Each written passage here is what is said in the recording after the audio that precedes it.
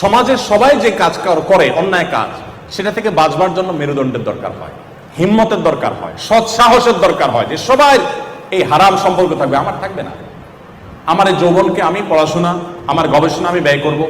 আপনারা ইঞ্জিনিয়ারিং এর ছাত্র হলেও আপনার এই শিক্ষাটাকে আপনি ইবাদতে পরিণত করতে পারেন।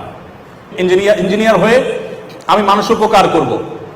যারা মানুষের ফাইল আটকে রাখে, আমি মানুষের ফাইল আটকে রাখবো না, আমি ভালো দৃষ্টান্ত স্থাপন করব। সেটা করতে গিয়ে অফিসে আমাকে বহু ঘাত প্রতিঘাত পোহাতে হতে পারে, বহু জুলুমের শিকার হতে পারে, বহু অন্যায়ের শিকার হতে পারে, বাট আমি সবগুলো মাথা পেতে নিব। তারপর আমি সততার ক্ষেত্রে আমি কম্প্রোমাইজ করব না।